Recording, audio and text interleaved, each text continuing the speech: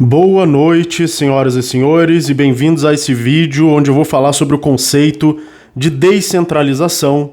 Esse é um conceito que aparece muito aqui nos assuntos do canal e nas teorias aqui defendidas pelo canal, como o livre mercado, propriedade privada, as criptomoedas. Em tudo isso vai aparecer esse conceito de descentralização, ou até nesse caso aí recente, onde a gente está discutindo se o canal do Peter seria descentralizado, e assim por diante. Então, o que significa essa palavra descentralização? Vamos analisar o que significa, quais as implicações disso, o que é descentralização no mercado, na propriedade privada, em criptomoedas, na natureza em geral. Então, alguns podem interpretar a descentralização como a ausência de um controlador central, como a ausência de um controle centralizado em um único controlador, ou seja, a quantidade de controladores é diferente de um. Essa é uma possível interpretação. E outra interpretação seria, quanto mais controladores, maior a descentralização. E quanto menos controladores, maiores a centralização. Então, por exemplo, uma ditadura seria um sistema centralizado. A ditadura da Rússia, do Putin ou do Nicolás Maduro. Porque existe um ditador e esse ditador controla o Estado e o Estado controla a sociedade. Isso seria um alto grau de centralização. Então essa é uma interpretação. Então descentralização é algo que tem a ver com controle. Tem a ver com como esse sistema é controlado. Para saber se um sistema é descentralizado ou centralizado, a gente precisa analisar como ele é controlado e quais são os controladores desse sistema. Por exemplo, uma rede neural, como o cérebro humano, não é controlado por um neurônio central. O nosso cérebro tem cerca de 100 bilhões de neurônios e nenhum desses 100 bilhões de neurônios é um neurônio central. É o rei neurônio, é o ditador neurônio. Isso não existe numa rede neural. Todos os neurônios fazem a mesma coisa.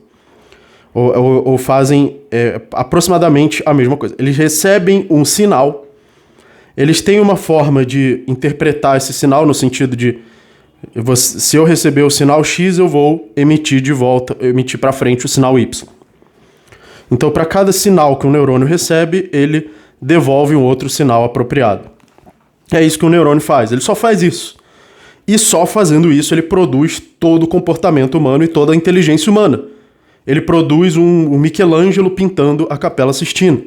Ele produz um compositor, o Johann Sebastian Bach, compondo a Toccata e Fuga em Ré menor, e assim por diante. Ele compõe eu escrevendo o roteiro desse vídeo, não que eu esteja me comparando nesse nível. Mas apenas com neurônios que recebem um sinal e enviam outro sinal. Só que juntando, que é uma coisa muito simples, mas se você juntar 100 bilhões desses neurônios, e sem que exista um controlador central deles, nenhum neurônio está dizendo para os outros neurônios o que eles têm que fazer, eles conseguem produzir esses resultados fantásticos, extraordinários da inteligência humana. E hoje a gente vê isso acontecendo também com a inteligência artificial. Inteligências artificiais já fazem arte. A cada dia eu sigo novos artistas por inteligência artificial. É impressionante como está crescendo, está explodindo a arte criada por inteligência artificial. Esse ano, no ano de 2022, está acontecendo, para quem não está conectado aí, está acontecendo praticamente uma revolução artística com a inteligência artificial. Né? E para quem não está ainda vendo os resultados disso, vocês vão ver em breve. E um dos lugares onde a gente vai ver esses resultados são nos jogos, né? Quando essa geração de imagens por inteligência artificial chegar nos jogos, vai ser muito mais popularizado, né? Porque jogos hoje em dia videogames hoje em dia são muito mais populares do que a arte intelectual, né? Não que eles não sejam. Por exemplo, você pega um Dark Souls, um Bloodborne, eu acho que também tem muitos componentes artísticos ali. Então, o controle numa rede neural, ele acontece pela adaptação dos neurônios de acordo com os feedbacks recebidos pelo sistema da rede neural. Então, por exemplo, se os neurônios emitem um sinal e mais outro sinal e mais outro sinal na cabeça do Arthur Duval, do Mamãe Falei. Pensou que esse vídeo não era sobre o Mamãe Falei? Também é. Então, se esses neurônios produzem na cabeça do Arthur Duval um certo pensamento lá, e aí ele grava um áudio, pô, e elas são fáceis, hein? E grava esse áudio e manda esse áudio pro Brasil, e depois pega um voo da Ucrânia até o Brasil, chega no Brasil, o que que acontece? Feedbacks negativos entram no seu cérebro. A namorada terminou com ele, foi expulso disso, daquilo, candidatura cancelada, e assim por diante. Então são feedbacks negativos. O que um feedback negativo faz? Ele inibe o comportamento. Então, esse cara não vai mais gravar áudio falando esse tipo de coisa. O comportamento dele foi inibido pelos feedbacks negativos. Agora você faz uma coisa que dá um feedback positivo. Por exemplo, o Satoshi Nakamoto criou o Bitcoin e ficou muito rico com isso. Deu muito certo e ele ainda tinha muitos bitcoins, ficou muito rico. Isso dá feedbacks positivos. Ele libera neurotransmissores, como a dopamina. Então, os animais, em geral, quando eles comem, quando eles se reproduzem, eles têm feedbacks positivos, porque é isso que eles precisam fazer, sobreviver e se reproduzir. Com animais sociais, como os primatas, eles também têm feedbacks positivos e negativos sociais, de acordo com as relações sociais que eles têm uns com os outros. Então, esses feedbacks, o que eles fazem? Eles regulam o mecanismo de controle, que é a rede neural, em organismos biológicos, e essa rede neural regula o comportamento desses seres biológicos. Então, o comportamento humano é regulado pela rede neural, mas o tipo de sinal que um neurônio recebe ou envia, ele foi ajustado, ele foi regulado aos poucos por cada feedback. Cada vez que você colocou o dedo na tomada, deu choque. Cada vez que você comeu e se sentiu bem. Cada vez que você engasgou e se sentiu mal.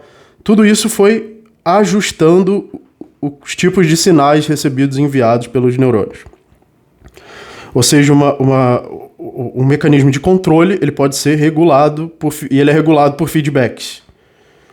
Então, o controle é a capacidade de regulação do comportamento. Então, por exemplo, uma máquina ou um organismo, e a gente pode filosoficamente dizer que o organismo é um tipo de máquina, é regulado pelos feedbacks. E é regulado por um controlador também. Então, por exemplo, o cérebro é um controlador do corpo, já que o comportamento do corpo é determinado pelo comportamento do cérebro. Então, coisas que acontecem aqui no cérebro determinam se o meu braço vai levantar e minha boca vai falar, etc. Uma máquina ou organismo pode controlar outra, quando o comportamento dela causa comportamentos na outra. Isso pode acontecer diretamente pelas leis da física ou indiretamente pela imposição de feedbacks. Então, por exemplo, por que um escravo obedecia o seu senhor? Porque se não obedecesse, ia levar a chicotada, ia ter a força imposta sobre ele. Por que nós pagamos imposto? Porque se você não pagar imposto, você pode ter seus bens confiscados, você pode sofrer uma ameaça de prisão e assim por diante. E se você resistir à prisão, você pode até ser morto. Então, é a imposição de feedbacks negativos que o Estado impõe sobre nós, ou seja, a ameaça do uso do monopólio da força, nos termos libertários que a gente está acostumado a pensar. Isso faz com que o Estado controle o indivíduo. O Estado controle você e obrigue você a pagar imposto. Na verdade, ele obriga mais a pagar imposto os mercados e os produtos e serviços que nós consumimos, né? Porque o imposto geralmente já está embutido ali no preço. Né? Ou se você recebe um salário, o seu imposto também pode estar embutido no salário. Mas quem coloca esse imposto ali, coloca a força, né? Pela imposição da força do Estado, que é uma imposição de feedbacks negativos condicionados, ou positivos, condicionados ao seu comportamento. Então, dessa forma, o controlador controla o comportamento controlado. Quem é o controlador? É uma máquina, organismo que controla outra máquina ou outro organismo. Então, o que isso tem a ver com descentralização e centralização? Tem tudo a ver, né? Porque a descentralização é determinada pelo tipo de controle. Existe o tipo de controle centralizado e o controle descentralizado.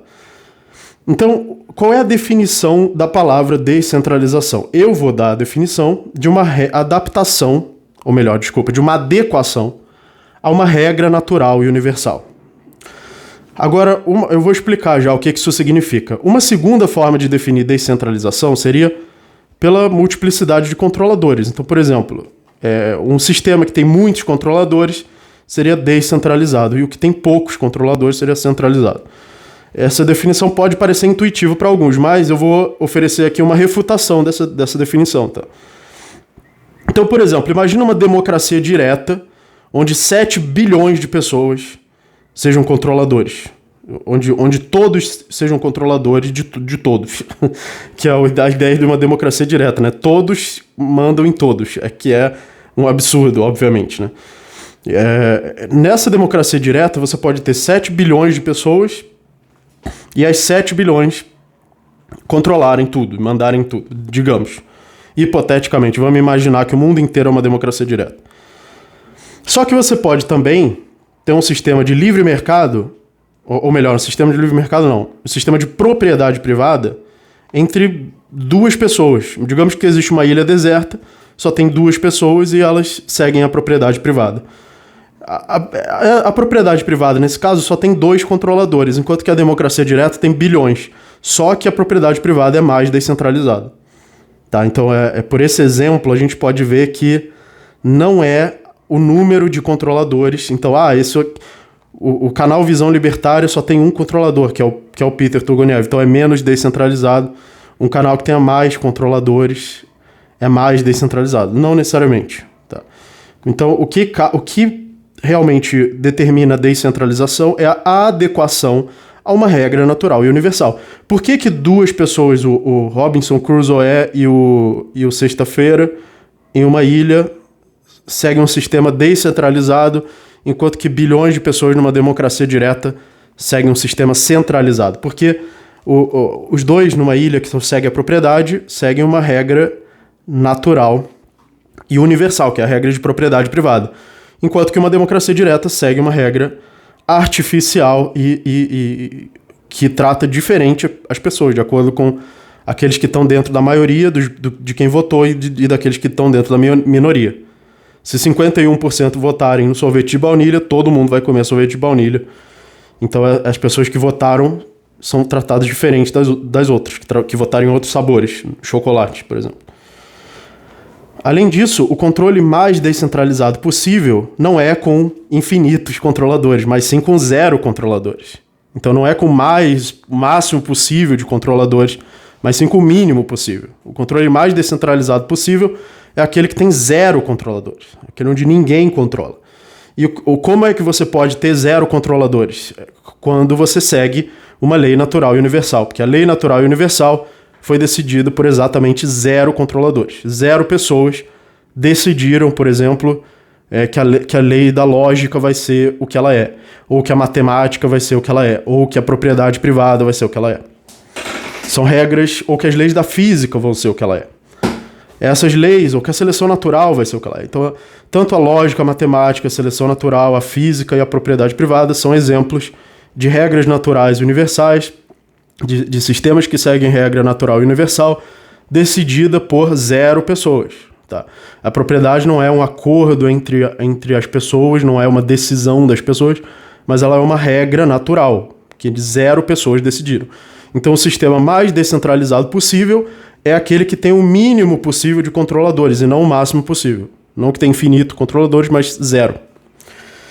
E é por isso que a propriedade privada é uma regra natural, porque ela pode parecer uma forma centralizada de controle, pelo ponto de vista do proprietário, porque o proprietário controla centralizadamente, entre aspas, por essa ideia errada de centralização de poucos controladores, mas, na verdade, é a regra mais descentralizada possível de ações interpessoais entre indivíduos.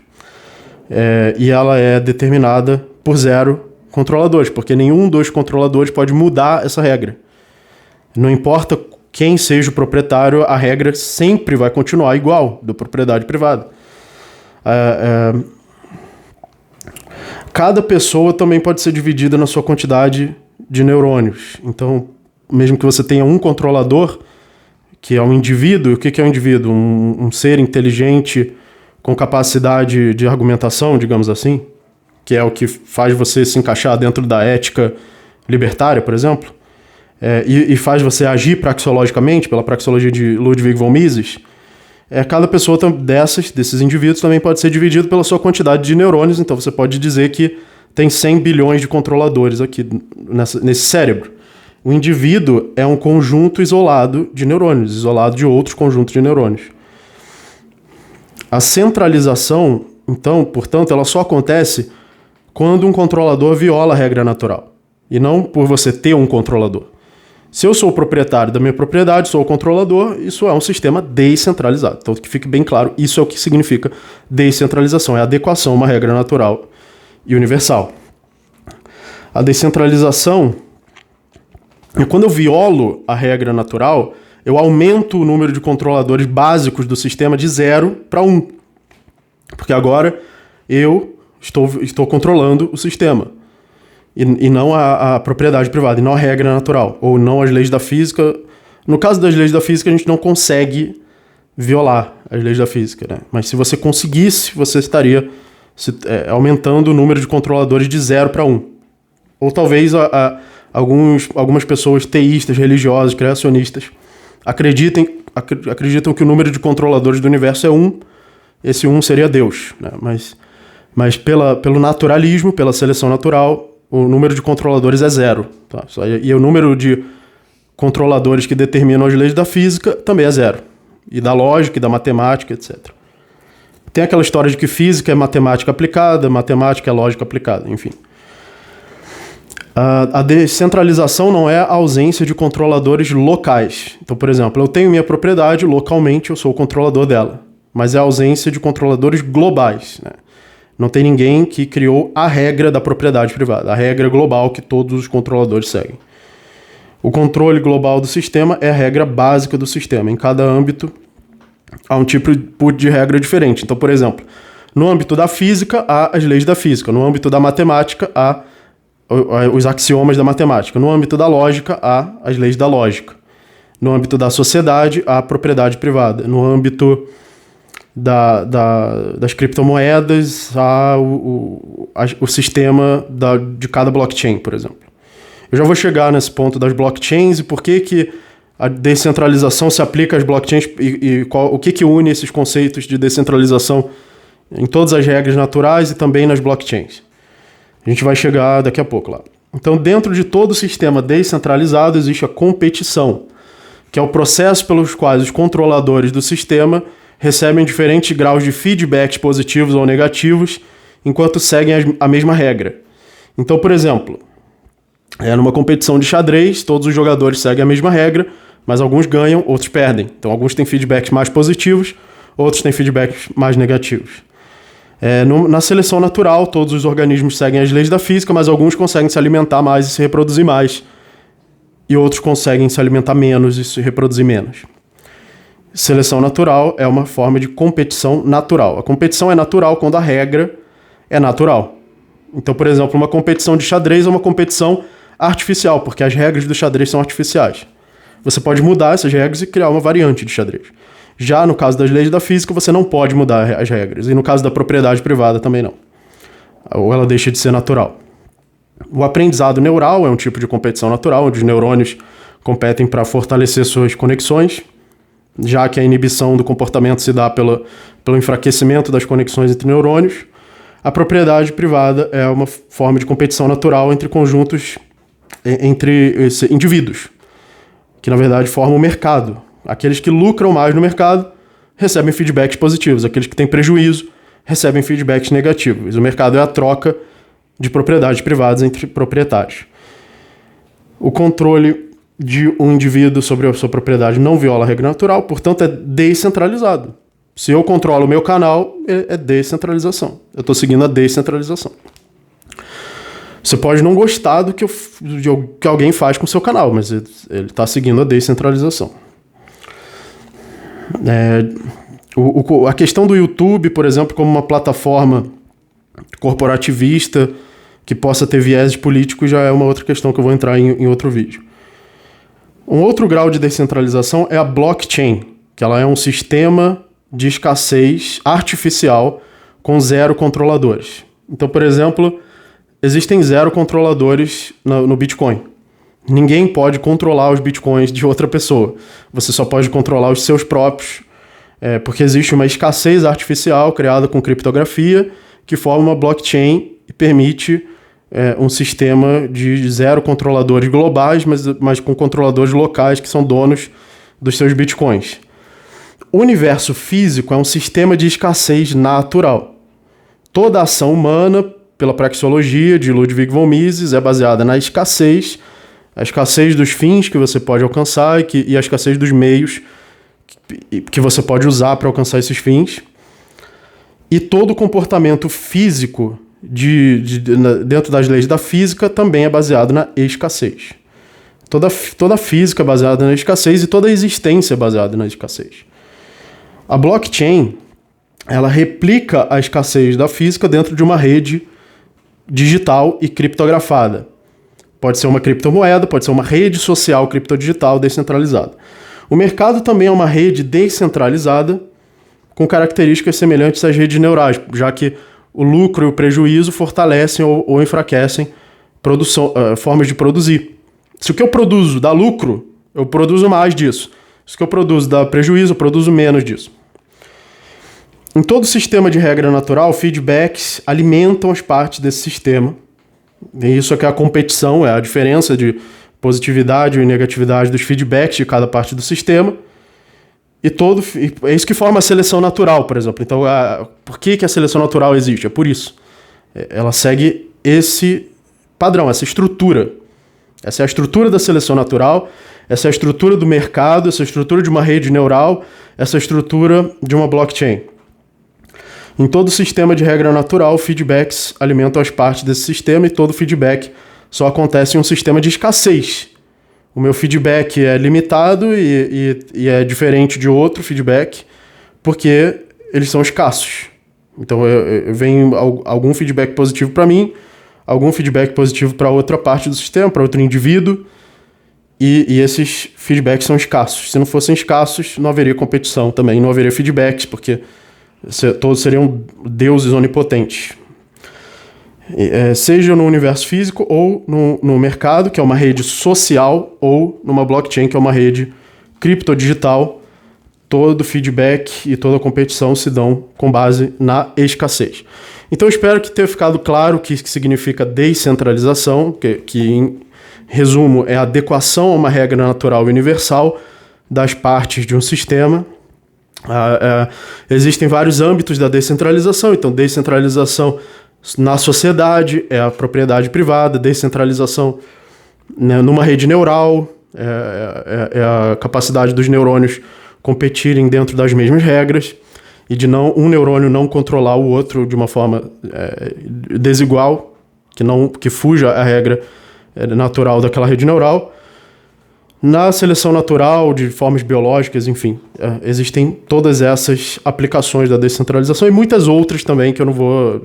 23 minutos de vídeo já, então você vai ter que ficar para outros vídeos ou para os mini-books ou pro curso aí das aulas exclusivas para membros, que eu vou colocar alguma coisa sobre isso também exclusiva para membros. Então, torne-se membro do canal pelos links na descrição, ajude o canal pelos links da descrição.